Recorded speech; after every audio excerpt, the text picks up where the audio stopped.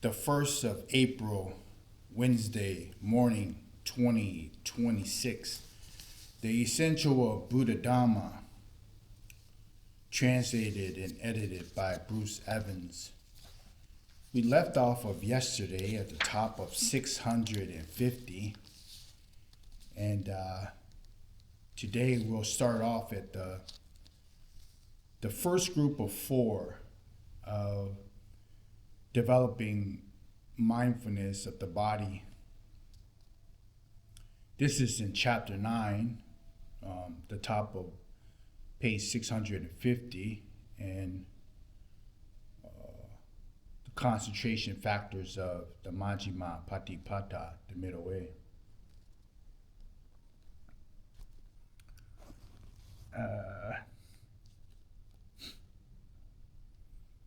The first is Kaya Nupassana Sati Patthana, which is the development of mindfulness of the body.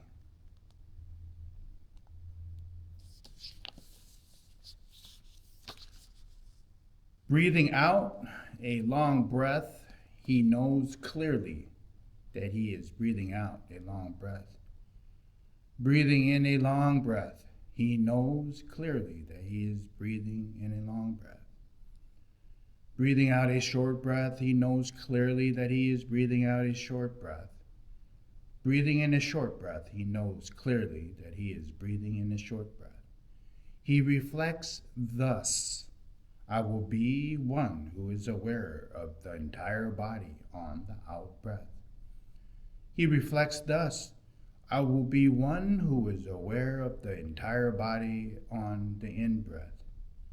He reflects thus: I will be one who calms bodily formation on the out-breath. He reflects thus: I will be one who calms bodily formation, Kaya Sankhara, on the in-breath. The second group of four is, or can be used for the developing mindfulness on feelings. Vedana Nupassana Sati Patthana. I will be one who clearly notes rapture on the out breath. I will be one who clearly notes rapture on the in breath.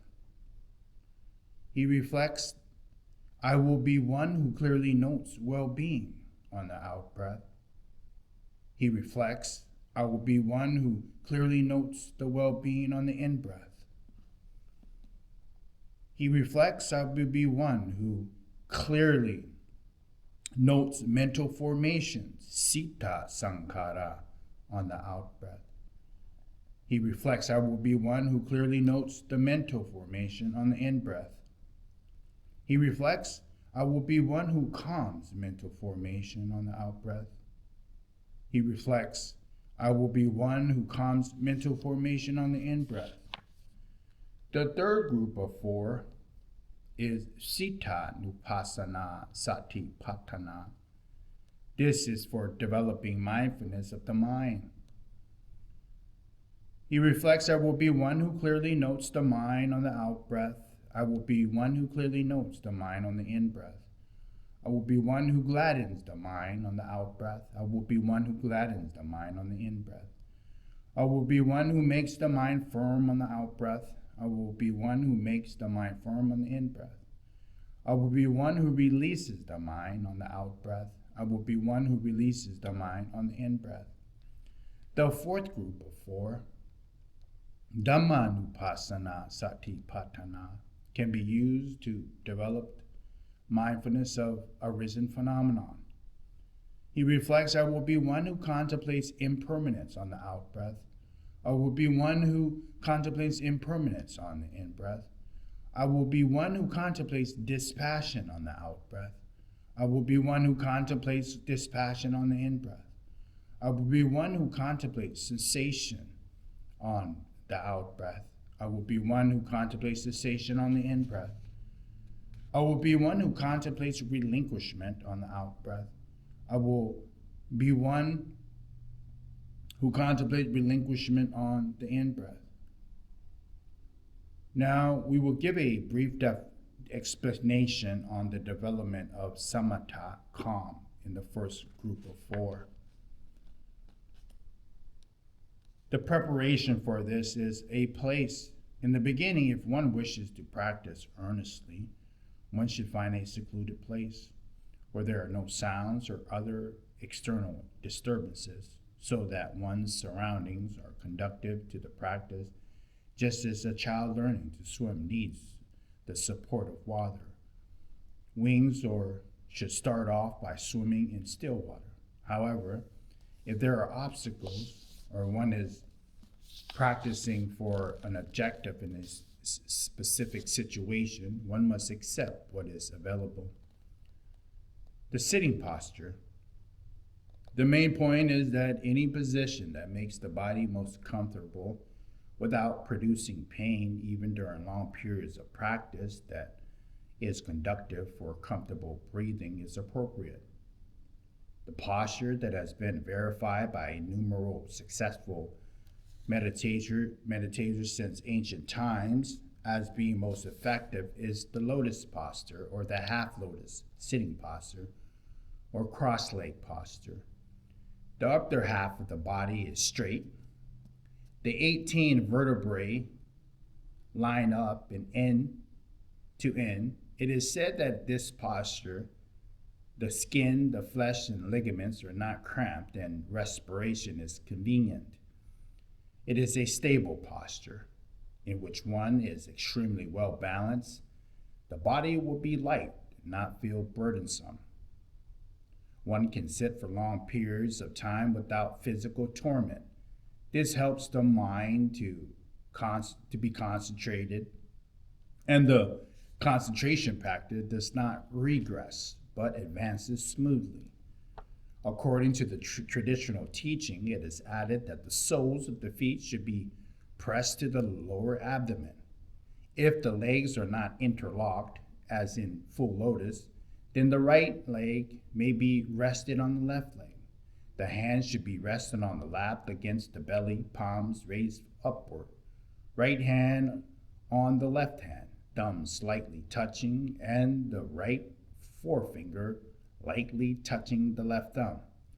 However, these minor details depend on each individual's physical condition and disposition.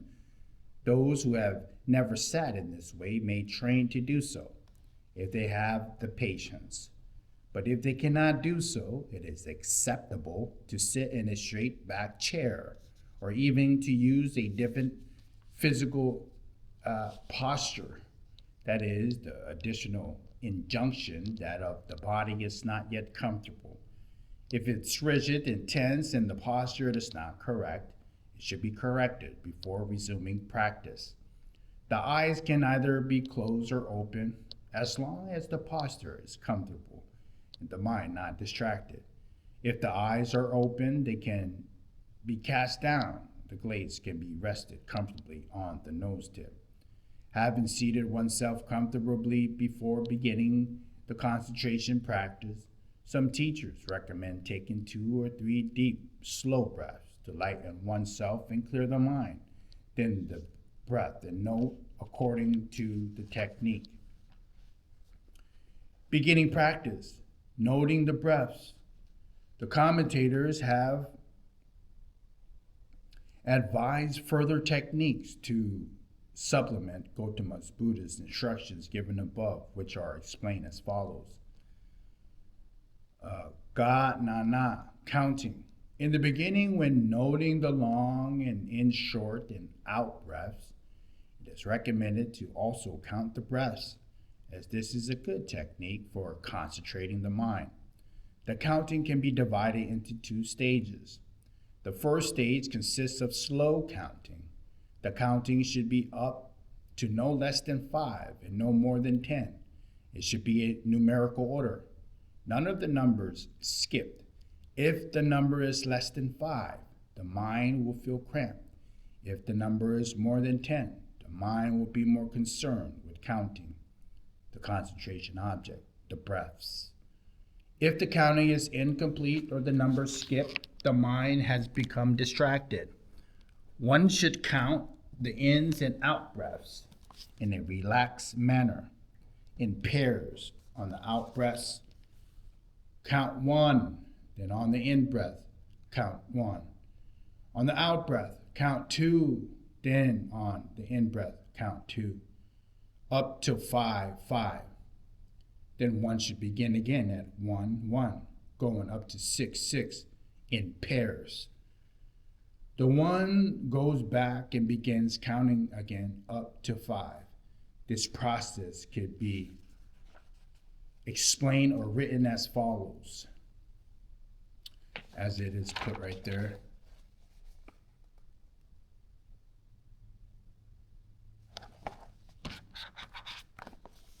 The second stage involves fast counting. When the ins and out breaths or breathing is clear in the mind, that is, the mind stays on the breaths. The breath should hold still so that it does not wander into other objects. One can stop counting by the slow method and begin counting in a quicker way. Here it is no longer necessary to be concerned whether the breath is going in or out. The practice is one of noting only the contact of the breath in the nasal passage. One counts quickly for 1 to 5, then from 1 to 5, increasing on the time up to 10. The beginning of 1 to 5 again. The mind becomes firm, one-pointed on the counting, just as the boat maintains its stability unswiftly floating through skillful punting. Counting quickly in this way, the concentration subject will appear continuously with no gaps. The rigid counting should be continued in this way without noting whether the breath is coming in or out, but simply putting mindfulness at the point of the breath's contact as it passes in and out at the nose tip to the upper lip wherever it is more apparent. This technique can be written as follows. The counting should be continued until such time as even the counting has been discarded. Mindfulness can be fixed unwaveringly on the object, the ins and out breath. The objective of counting is undivided fixing of mindfulness on the concentration object by cutting off any external distractions. Anupatana, bantana, following. When mindfulness is established, the mind is focused on breathing. The counting can be abandoned and mindfulness fixed uninterruptedly on breathing. The term following does not mean following the breath inward through the nose to the chest and down to the abdomen, then following to the breast from the abdomen up to the chest and out to the nose. Noting the beginning, middle, and the end of each breath. Such practice would disturb and distract both body and mind and spoil any results. The proper way to follow this is to mindfully follow the breaths at the point where it makes contact. The nose tip or the upper lip. It is likened to a man sawing wood who puts his attention on the point where the teeth of the saw contact the wood, not on the saw teeth that have been passed by or are coming to that point, or following the top of the saw, the middle of the saw, and the end of the saw. However, even though he concentrates only on the point of contact between the saw's teeth and the wood, he is still aware of the saw's teeth passing by that point. In this way, his work is completed successfully. It is the same for the meditator, having fixed mindfulness at the point of where breath makes contact, not following it, coming and going of the breath. He is aware of the breath coming and going, and it's in this way his practice is successful. At this stage, some meditator may experience mental images called nimittas, signs or images, and quickly enter attainment concentration, appana samadhi, but others will proceed more gradually. From the initial countings of the breath, the breathing becomes more and more subtle, the body more and more relaxed. The body and the mind feel light as if one were floating on air. When the coarser breath is gone, there will be a nimitta, a mental image or a mental sign of the breath remaining in the mind as a subtile object. When that nimitta disappears, there will be even a subtile sign mentally of the breath. It is compared to the sound of a struck gong or a bell. There will be a mental nimitta of the sound echoing in the mind long after, at first quite coarse, but becomes progressively subtile and fainter. At this stage, a problem arises that is specific to the breath and the meditation object. Instead of the object becoming clearer and clearer the longer the concentration continues, as with other concentration objects, the object becomes more and more subtile, fainter and fainter, until it can no longer be felt, leaving the meditator without an object of concentration. When this happens, we are advised not to become discouraged or rise from the concentration, but instead to re-establish the breath. This is easily done by simply establishing the mind at the point where the breath usually makes contact and attending to that thought, that is, where the breath makes contact at the tip of the nose.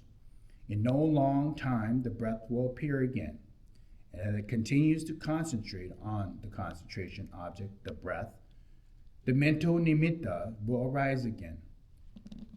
Mental signs or mental images, nimittas, appear to meditators in different ways.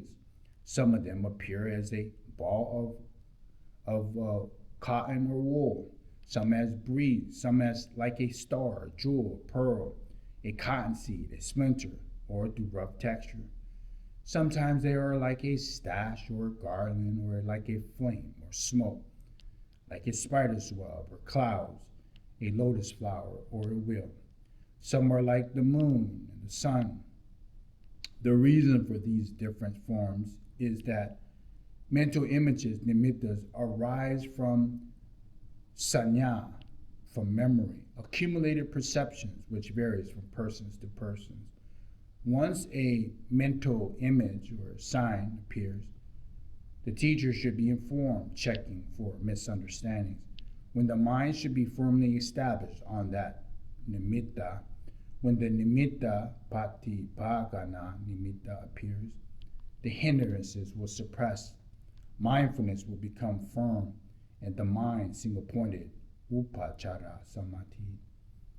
The meditator must try to maintain this mental image, that is, to maintain concentration by avoiding what is unconductive, associating with the seven conductive things, sapaya, and attending to the mental nimittas, often so that it develops and grows, by practicing the methods helpful to attaining apana samadhi, the 10 apana kosala, such as exerting even effort, until eventually upatana, or until eventually apana samadhi arises and the first concentration absorption jhana is attained. Now, the highest benefits of concentration and accomplishment beyond samadhi.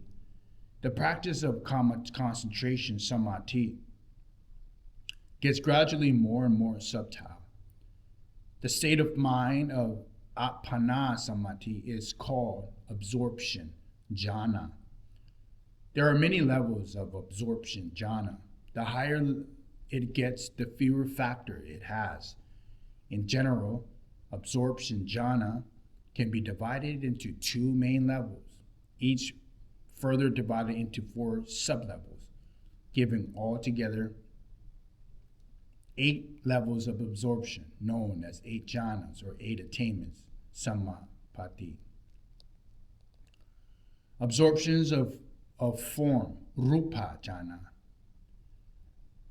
First absorption has 5 factors: initial application of the mind, vitakka; sustained application of the mind, vichara; rapture, piti; well-being, sukha, and one-pointedness, ikata. The second absorption, dutiya jhana, has three factors: rapture, well-being, and one-pointedness. The third absorption has two factors, well-being and one-pointedness. The fourth has two factors, equanimity and one-pointedness. So basically, it starts off from the first and it accumulates all the five factors. And then as it goes into the second absorption, the third absorption, fourth absorption, it eliminates one of the factors of the five factors. And the fourth factor is left with equanimity and one-pointedness. Formless absorption, arupa jhana, absorptions of attention to limited space, akasha nana ayatana. Absorptions of attention to limitless consciousness, vijnana ayatana. Absorption to attention to the state of nothingness, akinchana ayatana. Absorption into the attention and totally given up, and the mind enters a state that is neither with or without perception. Neva sanya na sanya ayatana. Now, it's known as the eight jhanas because it has the four forms, and then it has the formless. What makes up the formless is akasha, which is space or ether, consciousness, and then the sphere or the state of nothingness. And then the third one would be indifference, neither perception nor without perception. In the Tipitaka, the Buddhadhamma, especially the latter Buddhadhamma of commentarial and self-commentarial times, the absorption jhanas of form, rupa jhana, tend to be divided into 5 levels, called the fivefold division of jhana. Is a final breakdown of the 4 forms of jhana, in which a second jhana inserted between the first and the original second jhana, containing 4 factors, which is vichara, sustained application of the mind, piti, rapture, sukha, well-being, and one-pointedness of the mind, ika, kata. In other words, it is absorption jhana without initial application of the mind, only sustained application of the mind. From there, the original second absorption jhana is moved to the 3rd place. The 3rd absorption jhana becomes the 4th, and the 4th becomes the 5th. Effort to cultivate concentration through whatever strategy to achieve those results is called samatha, calm or tranquility. Unenlightened people, no matter how much effort they put into cultivation of concentration, can achieve only at this most. That is to say, samatha. On its own can lead to, at most, to the sphere of neither perception or non-perception. However, those who have attained the fruit of both insight and tranquility, which is samatha and vipassana, are either non-returner, anagamis, or arihants, or able to enter a higher state, which can be called the 9th level, called sanya vete nidita nirota, the cessation of perception and feeling, or the cessation of attainment, nirota samapatti, a state in which perception and feeling cease to function.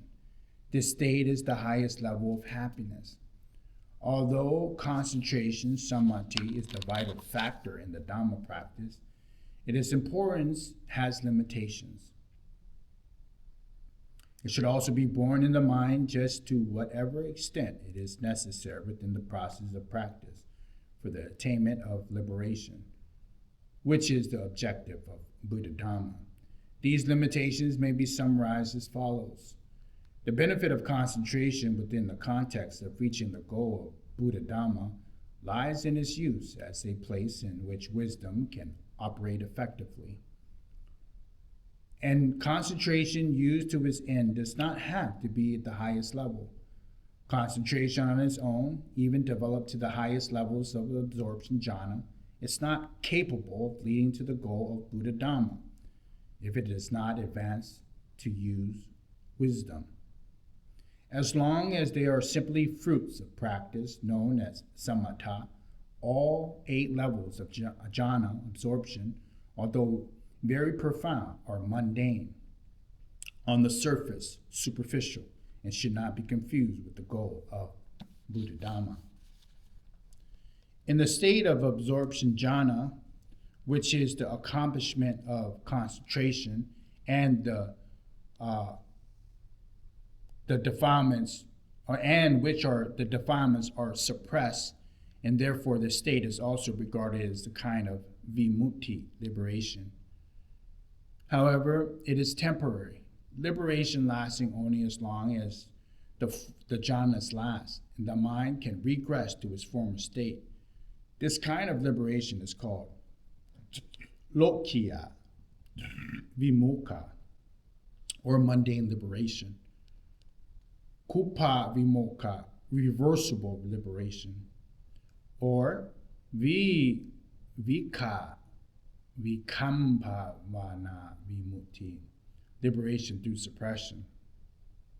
The defilements are suppressed through the powers of concentration, like covering grass with rock. Whenever the rock is taken off, the grass grows again. Ultimately, the critical factor in wisdom, and wisdom used in this sense, carries the specialized name, insight, vipassana. This practice should always advance on the level of insight. As for concentration, while it requires the preparing the mind for work, it may be used as and selectively, beginning with the lower levels, known as vipassana samadhi, which lies on the same level as momentary concentration and access concentration. In this respect, although the practice for attaining the goal of Buddhadhamma essentially entails the even development of the 8 factors of the path in terms of the strategies used to develop concentration, these may be divided into 2 main methods. The first is Vipassana Kayaka method. The first method, already described to some extent on the section of Samma Samadhi, right mindfulness, is that in which sati plays the important role. Here on the elementary level of concentration, just as much as it is necessary to use, concentration plays strictly a supporting role. Sati is the main factor for holding and tying the object of attention for investigation in the mind, so that the wisdom faculty can examine it.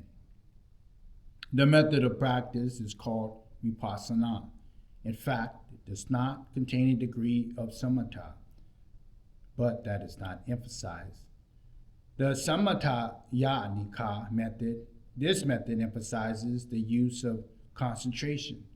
Here, concentration is developed so that the mind is firm and undivided, first entering the state known as absorption, jhana. This allows the mind to be firmly absorbed in the object of attention, ikata, until it's ready for work, malleable and fit for work. It is said that well primed for any function that may be required of it, the state of mental defilements and outflows, the kilesas and asavas, which usually rise up and interfere with the mind, forcing it into turmoil, contain and still within the limited area, just as a slit settles to the bottom of a stilled water, leaving the water above clear and clean. The mind in the best possible condition for advancing the use of wisdom to ultimately eliminate whatever slit may be remaining. This is the kind of practice usually called samatha. If the meditator does not stop here, he or she will continue on the level of using wisdom to eliminate the defilements and outflow, that is, the level of vipassana, just as it's the first method. But it is said to be easier because the mind is then fully primed. The kind of practices uses of both samatha and vipassana. The term of peoples who have experienced the accomplishment of practice. Those who are accomplished through the first methods are known as liberated through wisdom, panya vimutta. Those who are accomplished through the second methods are known as liberated in both ways, upato paga vimutta, that is, liberated through the mental attainments and through the noble path. A number of points should be emphasized regarding the second method, that of developing samatha completely before going on practice, vipassana, resulting in the attainment of are follows. One who practices the methods may be given special abilities, various kinds, which results from jhana attainments, especially those abilities known as super knowledges, abhinyas, of which there are 6. The first abhinya is iti viti, psychic powers, being able to perform various feats. The second abhinya is dipa sota, divine ear or clairaudience. The third abhinya is sito parinana, the ability to read minds of others. The fourth abhinya, dipa saku papatanaya, the divine eye or clairvoyance, the knowledge of the passing away of rebirth of beings in accordance with their karma.